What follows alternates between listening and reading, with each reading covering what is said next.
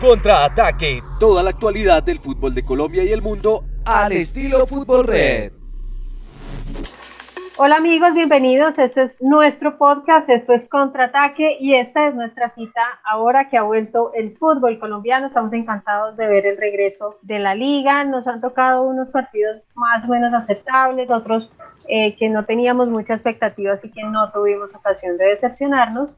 Y al final hemos encontrado unas jugadas muy interesantes, un par de polémicas en las que vamos a hacer un poco de énfasis con mis compañeros de Fútbol Red.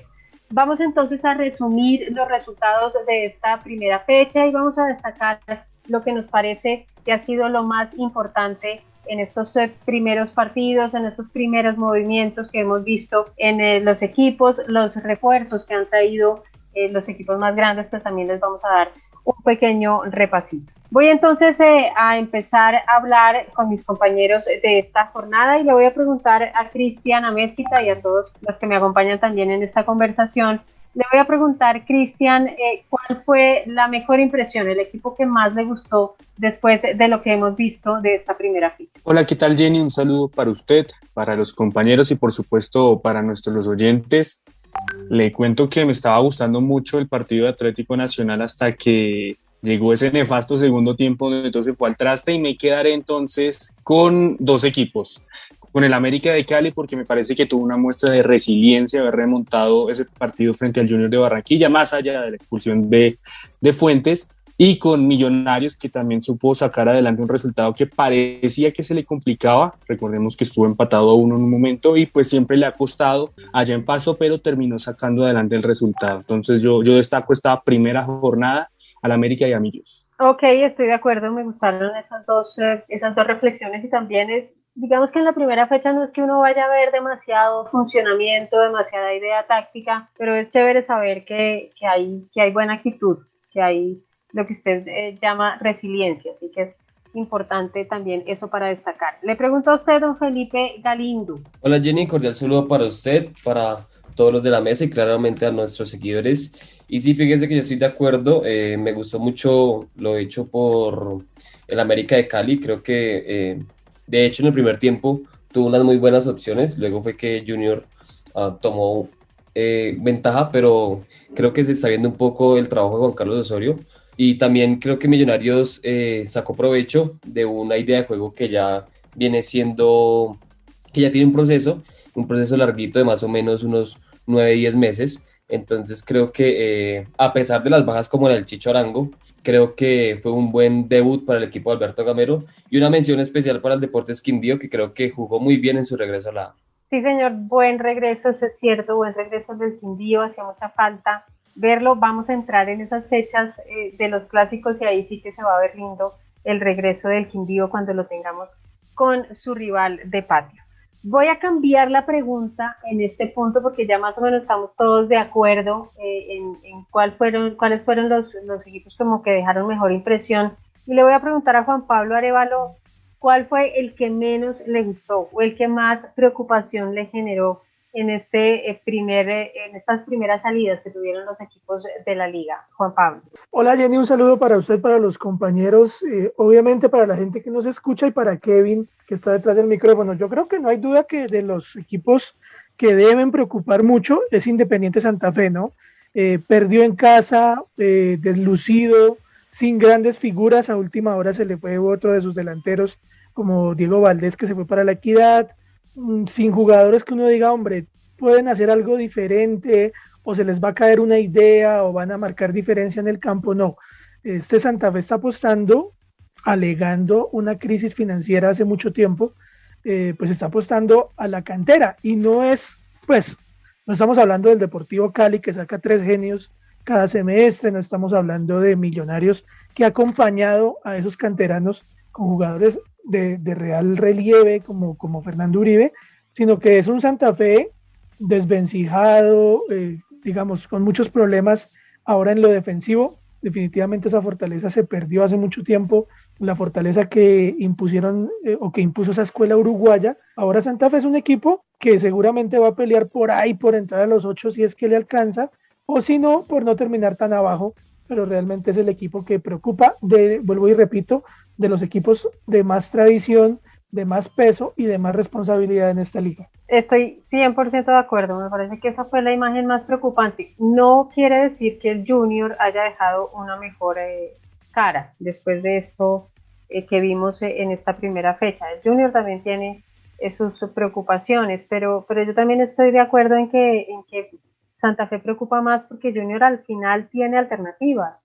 El técnico Perea mira hacia el banco y hay una que otra opción para poder resolver lo que se le complica en la cancha, pero en el caso de Santa Fe es la misma película del semestre pasado, es mirar a la banca y ver que no hay nada, que no hay forma de darle vuelta a la situación. Me preocupa, me parece, ya en este punto ya toca incluso al entrenador. El profesor Rivera tendría que saber que esta situación se iba a venir encima y tendría que haber trabajado en algún plan para contrarrestar un poco esto que se está viendo, que sí, no es para acabar a nadie en la primera fecha, pero es que no estamos viendo una recuperación de los problemas más importantes que sufrió y que mostró Santa Fe en el pasado torneo y en el torneo internacional, que fue donde más mal lució.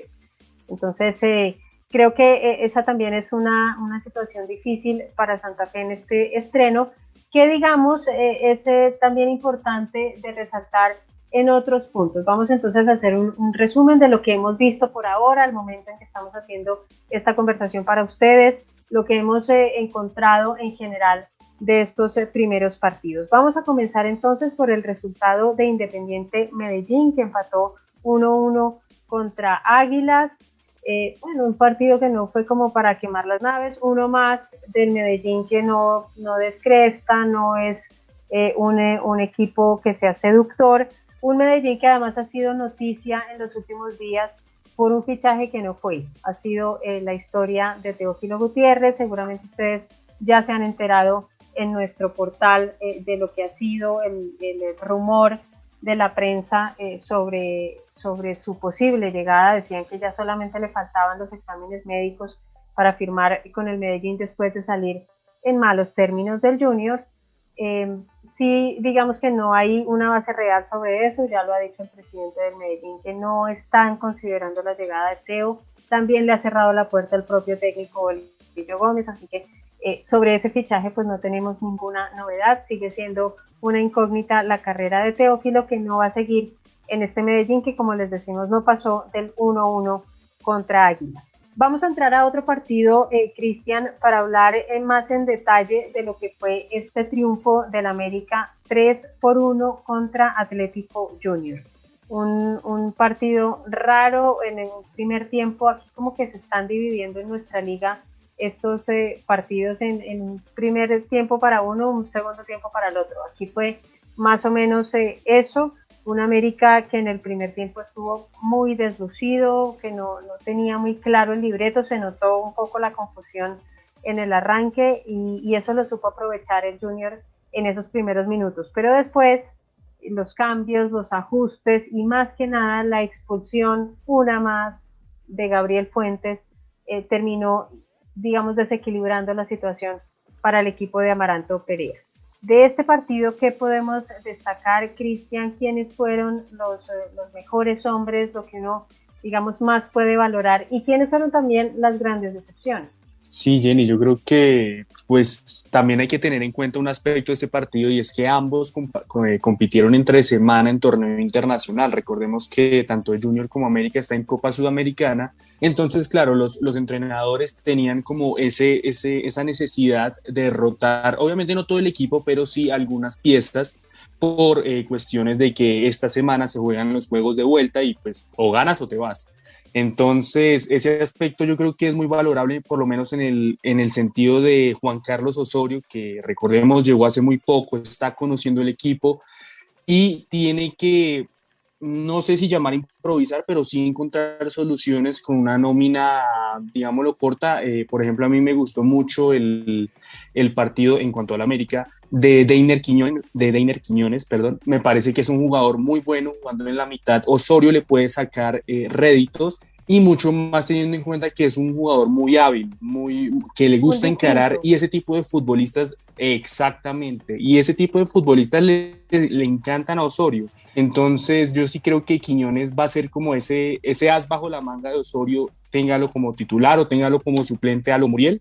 Yo creo que Quiñones va a dar de qué hablar en este torneo. Y en cuanto al Junior, sí, pues lo de Fuentes yo creo que es la decepción más grande de este partido, porque curiosamente él sale expulsado y a los 2 minutos empata al América. Entonces se nota mucho, y los goles llegan por su banda también, pues que es otro aspecto que Amaranto tuvo que corregir sobre la marcha. Entonces sí, muy, muy decepcionante de un hombre que incluso en su momento fue considerado a Selección Colombia y que no atraviesa por lo mental, cosa que nos pasa a los colombianos, por un buen momento. Sí, es una pena. Ese debería ser el jugador que tendría que estar en este punto en las convocatorias, y si no está es por algo.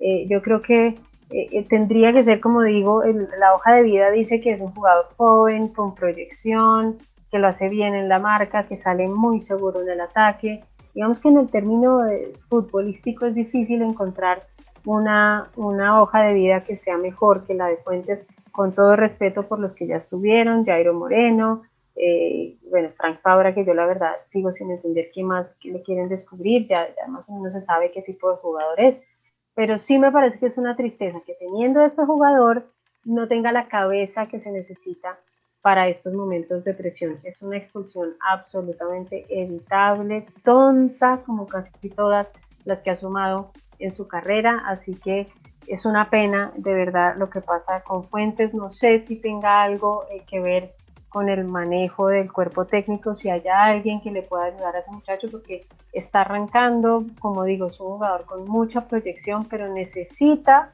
dominar la cabeza, necesita entender la presión y necesita reaccionar bien a la presión, porque esto de verdad que no le puede seguir pasando, se va a arruinar una carrera que puede ser muy prometedora si él no controla esa parte mental. El caso de Junior también es preocupante, no solamente por Fuentes, sino porque son bien preocupantes los niveles individuales de los jugadores del Junior. O sea, uno ve el planteamiento de Amaranto Perea y son ideas interesantes, es un entrenador que cree en su modelo y realmente sí deberían tener otros resultados, pero es que el nivel individual, hay jugadores que de verdad no han llegado a la pretemporada, no han terminado de encontrar el nivel que se necesita para competir. Ya lo habíamos visto en los últimos días, en la semana lo habíamos visto ya en las primeras impresiones que vio este Junior, pero de verdad que yo no veo que estén faltando el Teo. Bueno, Miguel Borja siempre va a faltar, porque los goles son lo más difícil de hacer en el fútbol, pero me parece que hace falta más Borja que Teo, y me parece que bueno, ya las ausencias son las que son, pero no creo que este equipo no tenga rebeldía. No, me cuesta entender que no se levanten, me cuesta entender el nivel de algunos jugadores, y me parece que este Junior, si no lo ajusta ahora, va a terminar costándole el puesto a Perea. Me parece que va a terminar siendo el que va a pagar esa factura, y al final la culpa, lo hemos visto, la gran responsabilidad pasa por los jugadores en el caso del Junior. Vamos a ver qué tanta paciencia le tienen, ojalá que le tengan mucha paciencia. Vamos a escuchar aquí, compañeros, a uno de los protagonistas, porque en este partido también se dio una acción muy violenta que terminó en una lesión grave. Aquí está Juan Carlos Osorio, entrenador del América de Cali. Competimos muy bien, con determinación, con ganas, con energía, siendo intensos, sin mala intención, sin violencia. Ofrecerle disculpas al que salió lesionado de ellos, pero John en ningún momento trató de entrar con mala intención, es un profesional a carta cabal, y me parece que más allá de lo que ellos piensen, porque tienen todo el derecho y muy respetable, creo que fuimos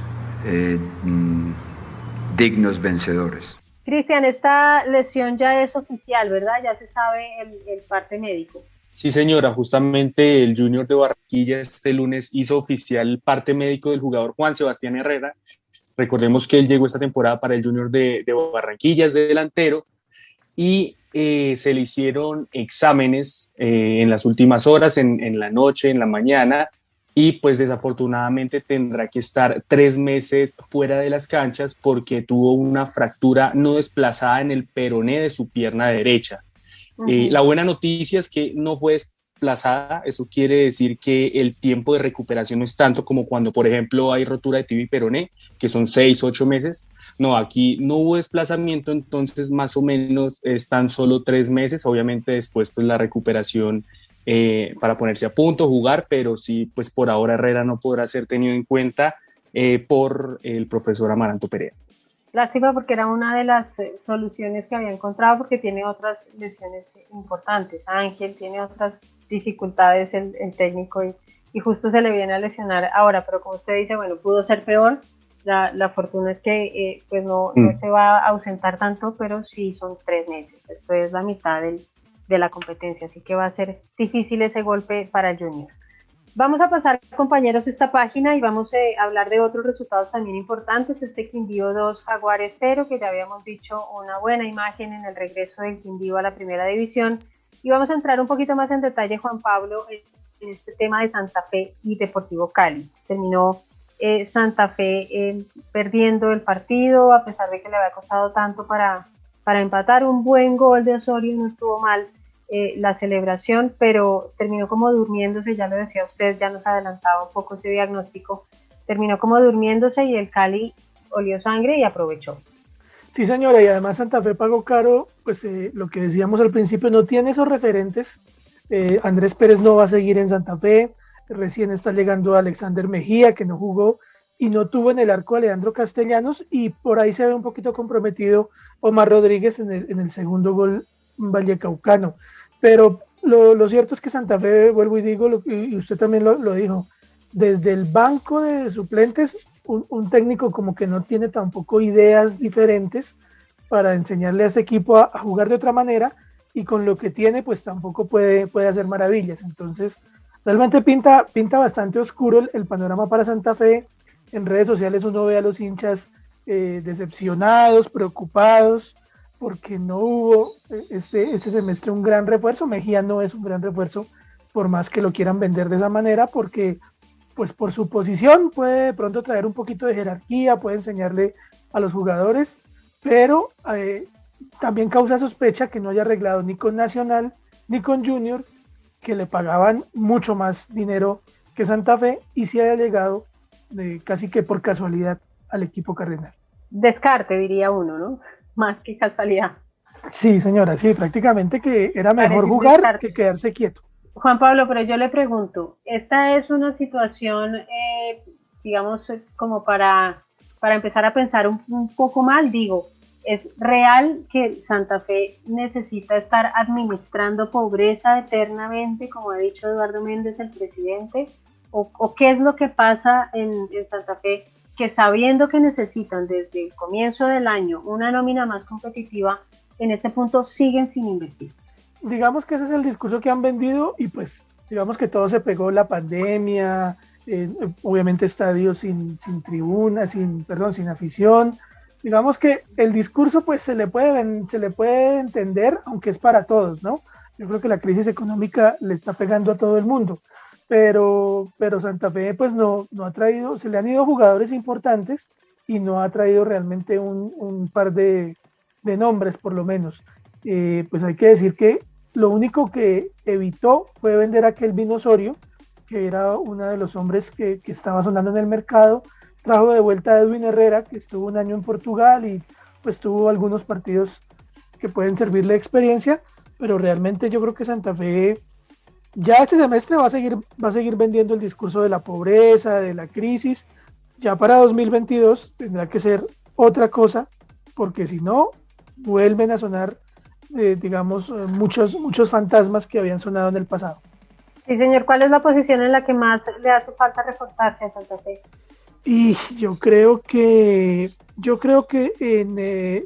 en el mediocampo, lo que pasa es que atacantes no tiene. No, es que sinceramente, Jenny, usted me pone a pensar. Le voy a contar la historia de una amiga que decía: yo con 2 cirugías quedo lista, una en la cara y una en mi cuerpo, y quedo perfecta. Es lo que le pasa a Santa Fe. Necesita en el arco y adelante y todo lo demás lo incluye.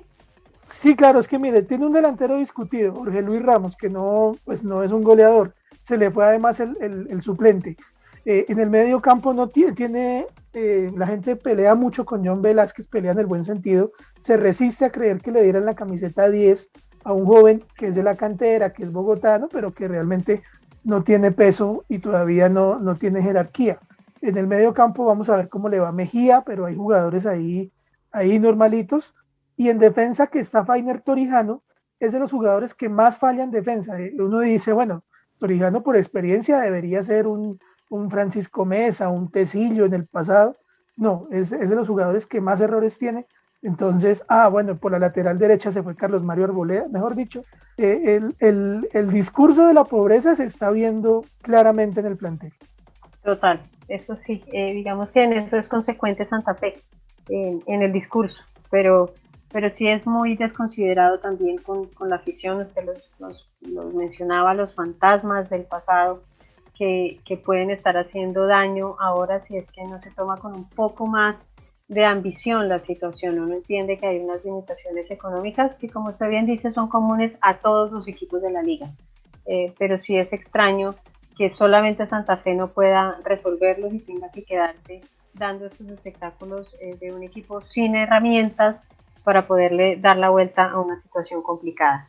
Esto entonces, lo de la acera de Santa Fe, ahora en la acera del Deportivo Cali, como decíamos antes, olieron sangre, aprovecharon, fueron por lo suyo, un par de buenos goles que resolvieron la situación y la ausencia del técnico. Ya vuelve Arias en la siguiente jornada a pararse en la raya, porque ha sido, recuerden ustedes, suspendido, tenía 3 jornadas por fuera, ya las está cumpliendo, las ha cumplido en esta fecha y ya va a estar otra vez dando las indicaciones. Un Deportivo Cali que también pudo mantener la nómina, lo bueno que tenía en su nómina, y que pues tiene la huella, tiene el trabajo de un entrenador que yo creo que es un hombre que sabe, que tal vez no se le dan siempre los resultados, pero creo que ahí podemos tener un entrenador bien interesante para el resto de la liga.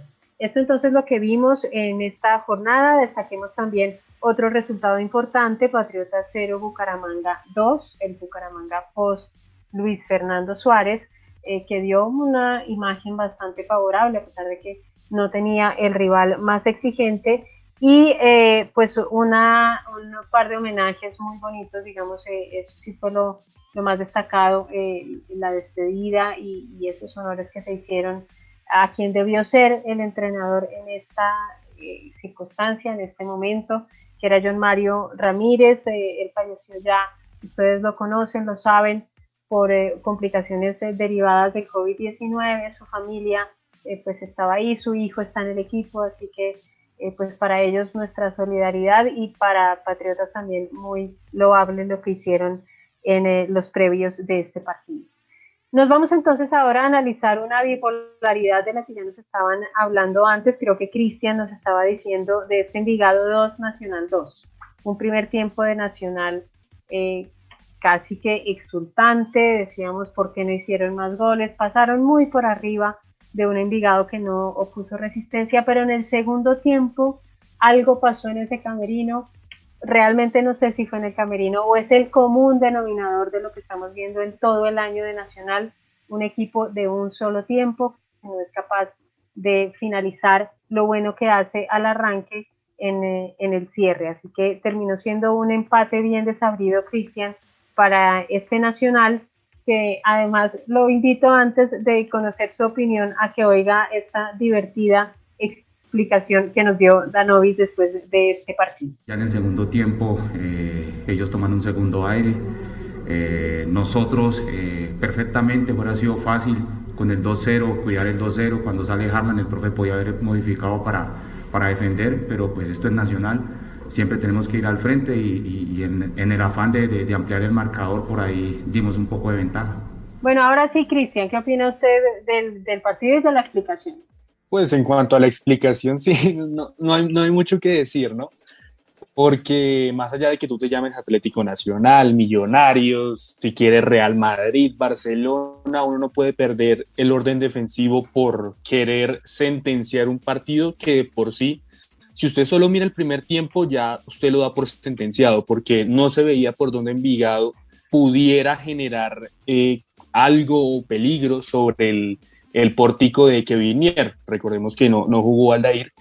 Y la verdad yo creo que Nacional pecó de confiado, y también no sé si también habrá tenido que ver la salida de Harlan Barrera. Recordemos que salió pues con notables gestos de dolor en el segundo tiempo, justo después de que recibiera Nacional el 2-1, y más adelante se perdió por completo la generación de juego en Atlético Nacional, y Envigado se las creyó y empezó a seguir y a seguir y a seguir, y terminó empatando el partido. Al final casi lo gana. Entonces yo creo que también pasa por un tema de mentalidad, de que Envigado logró encontrar en el pelado Yasser Asprilla, un jugador muy interesante, y que yo creo que en un futuro va a lograr dar el paso en el fútbol colombiano, incluso afuera. Pero sí, Nacional. De acuerdo, pecó, porque decía Juan Pablo, que ahora que hablaba de las canteras, esa sí que es una cantera que hace milagros. Claro.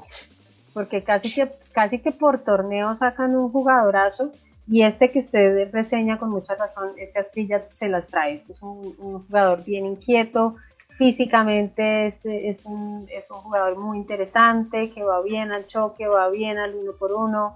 Me parece que es un jugador que además tiene una muy buena definición. Eso me parece muy, muy interesante para ser un jugador joven. Me parece que tiene sangre fría, no le cuesta, no le pesa esa presión, y eso me pareció bien interesante. Decía usted entonces también de Nacional, y seguramente que estemos todos de acuerdo en eso. Nacional es un equipo que mantuvo lo que le pasó en la era Guimaraes. Tal vez no era un tema del entrenador, tal vez es un tema que pasa más por los jugadores. Un equipo que no es capaz de darle vuelta a una situación que se vea adversa, un equipo que es muy distinto de un tiempo al siguiente, y un entrenador pues que aquí se está viendo que cuesta, que no es tan sencillo, y no es solamente un tema de buena voluntad apostarle a un entrenador de la casa. Esto hay que ganárselo todos los días, y en esta primera salida pues es muy evidente que no se pudieron corregir esos problemas que venían del pasado en esta que sigue siendo la nómina más rica del torneo. Por eso es tan preocupante lo que pasa en Atlético Nacional. Voy a cerrar entonces esta conversación sobre estos primeros movimientos y estas primeras imágenes que nos dejaron los equipos con el partido de Millonarios. Terminó siendo un triunfo abultado, una victoria 1-3 en la casa del Deportivo Pasto. Y le pregunto a usted, don Felipe, que estuvo atento a este partido, ¿cuáles fueron las claves de este Millonarios para reponerse? Porque en un punto del encuentro estuvo empatando y se alcanzó a ver en dificultad. Sí, Jenny, como usted muy bien lo decía, creo que fue un primer tiempo en donde Millonarios dejó buenas sensaciones con ese gol tempranero, bueno, no tan tempranero, pero quizás con esa ventaja que dio Fernando Uribe, y que en el segundo tiempo empezó a pasar sustos, diría yo, luego el empate de Carlos Daniel Hidalgo para el Deportivo Pasto. Pero ahí es donde reacciona el equipo. Alberto Gamero jala las orejas, me atrevo a decir, porque definitivamente sí se vio un cambio, y luego con Emerson Rodríguez y Fernando Uribe encontró esa goleada, y pues, bueno, goleada no, ese más bien es el resultado a favor para sentenciar a sí mismo el marcador. Importante de Millonarios, que hay que resaltar que no tiene ningún refuerzo, que están los mismos de la temporada anterior. De hecho, tiene más bajas que lo normal, pues, porque se fue Juan Camilo Salazar, bueno, Freddy Guarín ya sabemos que no va a continuar, y Chicho Arango próximamente se va a despedir del club. Entonces, prácticamente Gamero se las está arreglando con lo que tiene. Entonces, en este orden de ideas, creo que fue un buen balance, porque le dio la oportunidad a un jugador que venía pidiendo minutos desde el semestre pasado, como era Harrison Mujica, y respondió. Fue el de la asistencia al gol de Fernando Uribe. Creo que hizo un muy buen primer tiempo, y pues generó opciones de gol, que para eso fue que lo llevaron.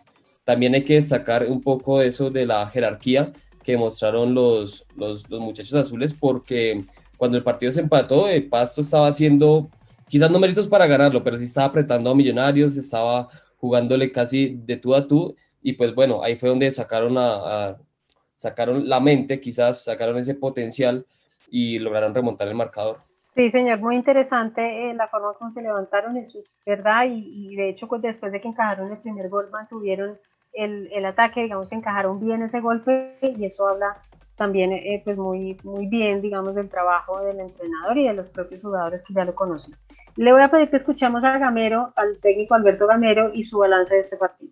La última vez, en la última rueda de prensa, le decía a John Mario que se recuperara. Y se nos fue, y hoy este triunfo se lo dedico a él, a su familia. Porque era una persona que, a pesar que estaba en otras partes, en otros equipos, vivía pendiente a Millonarios. Y le dedico ese triunfo a él, a su familia, a Mateo, a su señora, a sus hijos, que allá en el cielo también nos está guiando.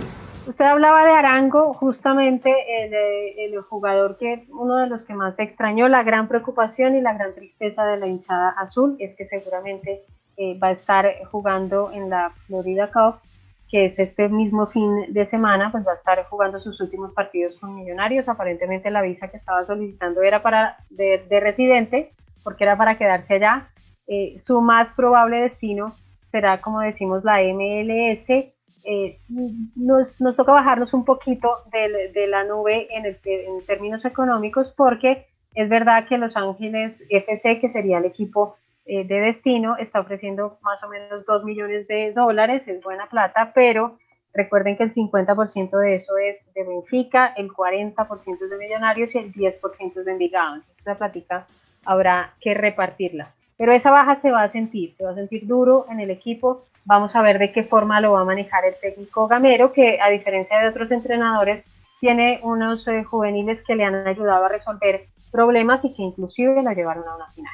Bueno, como decíamos entonces, seguramente el último partido de Arango, en la liga ya lo vimos en el primer semestre, porque en esta fácilmente se nos va a ir sin que lo volvamos a ver. Vestido de azul, sí, va a estar en la cita que ya mencionamos, la Florida Cup. Recuerden ustedes que va a ser transmitida en Colombia. El torneo amistoso en general se va a transmitir en Colombia. Es una gran vitrina y una buena plata también para Millonarios. Esta exhibición se van a enfrentar contra el Everton de James Rodríguez, así que ahí nos vamos a encontrar con esa última presentación seguramente de Arango antes de que se vaya para la MLS. Por esa razón, por ese torneo se ha adelantado para esta semana la segunda fecha de la liga, así que tomen ustedes atenta nota, porque va a ser el miércoles 21 de julio, para que no se les pase. Millonarios versus Quindío va a ser el partido a las 8:05 de la noche, y vamos a irnos hasta el viernes para completar esa jornada. El viernes va a ser el partido entre Huila y Patriotas a las 7:40 de la noche. El sábado vamos a tener los partidos Río Negro América a las 3:30 de la tarde, Jaguares versus Once Caldas a las 5:40, Nacional versus Tolima a las 8 de la noche, Tolima el campeón defensor, no se les olvide. Bucaramanga contra Santa Fe va a ser el partido que abra la jornada del domingo a las 3:30 de la tarde. Junior contra Envigado es el siguiente juego a las 5:40. Deportivo Cali contra Medellín a las 8 de la noche. Vamos a tener partido el lunes, Pereira versus Alianza Petrolera a las 8:05, y vamos a tener también el martes el cierre, Equidad versus Deportivo Pasto, también a las 8:05 de la noche, para que ustedes tengan claro cómo se va a disfrutar esta segunda jornada de nuestro torneo. Rápidamente les voy a pedir, compañeros, ustedes me dirán quién tiene a la mano la agenda de los otros partidos que vamos a tener en la semana, de lo que no podemos perdernos en estos días. Claro que sí, Jenny, la jornada se complementa, como usted bien lo mencionaba, este lunes con Once Caldas en Colombia, claro, Once Caldas, Atlético Huila a las 6 de la tarde y Alianza Petrolera, La Equidad a las 8:05 de la noche. Con esto se complementa la primera jornada. Ya entre semana, recordemos, van a haber partidos de Copa Libertadores y Copa Sudamericana, en los que los más destacados aparecen Atlético Mineiro Boca Juniors, la vuelta el martes 20 de julio, el Día de la Independencia, a las 5:15 de la tarde, y después Racing con Sao Paulo, también por Copa Libertadores, a las 7:30 de la noche. Recordemos que en Sao Paulo está Luis Manuel Orejuela, y antes pues mencionamos Boca Juniors, que están pues los colombianos Villa y Campuzano pues en estos momentos. Sí, Cardona ya para no el está, miércoles, ¿cierto? Cardona sigue por ahí aislamiento castigadito. No, sí, él tenía que cumplir 7 días de aislamiento, entonces se perdía automáticamente la vuelta. En cuanto al miércoles, y en Copa Sudamericana, se me va a pasar la mechita, perdón, Jenny, a las 7:30 de la noche Atlético Paranaense frente al América de Cali. Recordemos que este es el partido de vuelta también. Y ahora sí pasamos al miércoles. Y hay que remontar. Y hay que remontar, exactamente. Y ya para el miércoles, Copa Libertadores, nuevamente lo más destacado, Argentinos Juniors frente a River Plate que empató en el duelo de ida y tiene que jugársela ahora en el Estadio de Argentinos, y va a tener al colombiano Jorge Carrascal. Recordemos que Borré ya está pues con su equipo en Alemania.